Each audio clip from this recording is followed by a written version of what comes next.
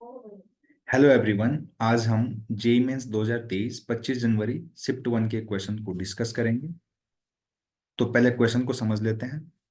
Question में बोला गया है कि X Y Z greater than 1, और यहाँ पर ए इज अ मैट्रिक्स, एक मैट्रिक्स गिवन है, और हमसे इसका वैल्यू पूछा गया है।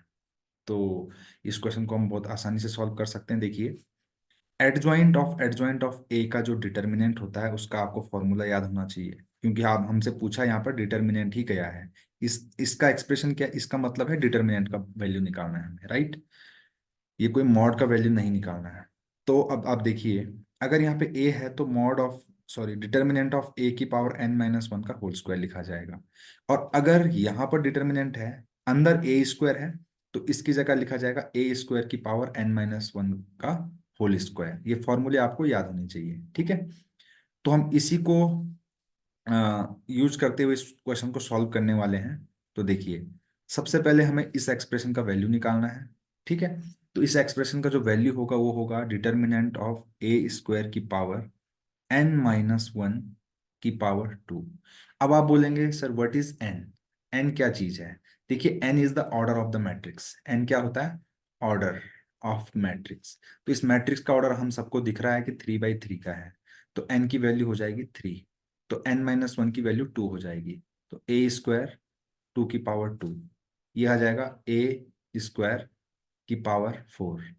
अब आपको एक प्रॉपर्टी पता होनी चाहिए कि एक प्रॉपर्टी होती है कि अगर a की पावर n का डिटर्मिनेंट निकालो, तो इसको हम लिख सकते हैं डिटर्मिनेंट ऑफ a की पावर n, ठीक है। आपको इस प्रॉपर्टी को या इस फॉर्मूले को याद करके रखना है, बहुत जगह काम आएगा।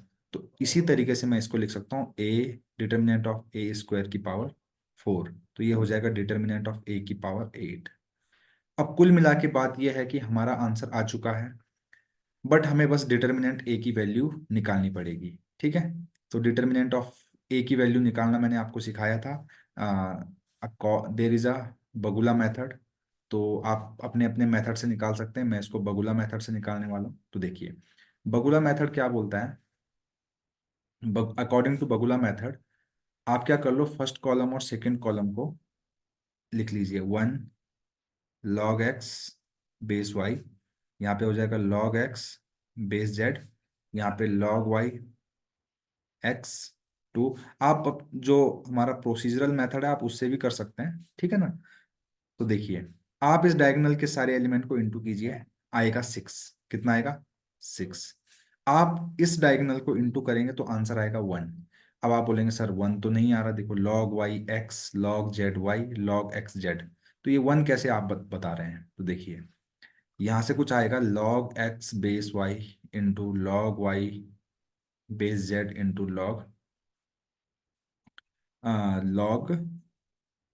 z बेस x आ जाएगा। देखिए, ऐसा एक्सप्रेशन आएगा वहां से, ठीक है। ऐसा एक्सप्रेशन अगर आएगा तो आप देखिए, log x बेस y को हम लिख सकते हैं log x upon log y, log y base z को log y upon log z। जो बेस में लिखा है वो अपॉन में आता है।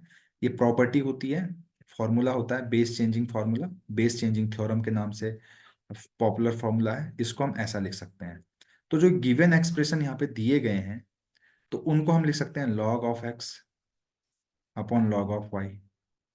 अब हो सकता है कि यहाँ पे जो ऊपर लिखा हो, यहाँ पे देखो y बेस x लिखा गया है, y बेस z लिखा गया, z बेस y लिखा गया है। हमने यहाँ पे z के बेस में x लिखा है। अगर आप उसको भी सॉल्व करेंगे तो सेम ही आंसर आने वाला है, ठीक है ना। सेकेंड एक्सप्रेशन को आप log of y upon, confuse मत होइएगा, तो इसको ऐसा लिखेंगे, और इसको कैसा लिख सकते हैं, log of z upon log of x। तो जब देखिए इससे आप इसको कैंसिल करेंगे, इससे इसको करेंगे, इससे इसको करेंगे, तो आंसर आएगा 1, ठीक है ना। तो चलिए, इसी तरीके से जब आप इस वाले डायगोनल के एलिमेंट को इनटू करेंगे, तब भी आपको 1 ही मिलने वाला। देखो यहाँ पे z है, यहाँ पे x है, यहाँ पे y है। देखो z y x, यहाँ पे भी देखो x y z, x z y। तो तीनों नंबर ऊपर हैं, तीनों नंबर एक एक बार बेस में है, तीनों नंबर एक एक बार आर्ग्यूमेंट में है, उनका इनटू करोगे तो 1 आता है। तो देखिए, यहाँ से 6 आया, यहाँ से 1 आया, यहाँ से 1 आया, तो 6 + 1 + 1, माइनस करेंगे इस वाले डायगोनल को। जब इसको इंटू माइनस करोगे तो ये आएगा 3 into this into this.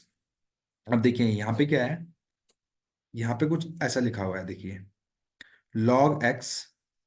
log x base Y into log y base x। तो जब इन दोनों को आप इंटू करोगे तो देखिए x और y आया है, x और y जल्दी से याद करने के लिए बता रहा हूँ आपको। इसको log x upon log y लिखोगे, इसको log y upon log x लिखोगे, log x से ये वाला कैंसिल होगा, इधर से इधर वाला कैंसिल होगा, तो आंसर आपको 1 ही मिलने वाला है। तो इस वाले डायगोनल का आंसर 1 आएगा। इसी तरीके से इस डायगोनल को इंटू करो, तो देखिए एक बार यहाँ पे z है तो यहाँ बेस में z है, यहाँ पर y है तो बेस में y है, तो इसका आंसर 1 आने वाला है, +1। सिमिलरली इस डायगोनल को अगर आप करोगे आप तो +2 आने वाला है, क्योंकि देखो z है, यहाँ पे बेस में z है, यहाँ पे x है तो यहाँ बेस में x है। तो आपको पैटर्न समझ में आ गया होगा। तो यहाँ से अगर इसको सॉल्व करोगे तो ये आएगा 8 - 6 यानी कि 2। क्या आने वाला है? 2 आने वाला है। बस, तो डिटर्मिनेंट ए की वैल्यू 2 आ गई, तो 2 की पावर 8 हमारा आंसर हो जाएगा, जो कि ऑप्शन नंबर 2 है। अगर आपको सॉल्यूशन अच्छा लगे तो प्लीज चैनल को लाइक शेयर और सब्सक्राइब करना बिल्कुल ना भूलें। Thank you very much.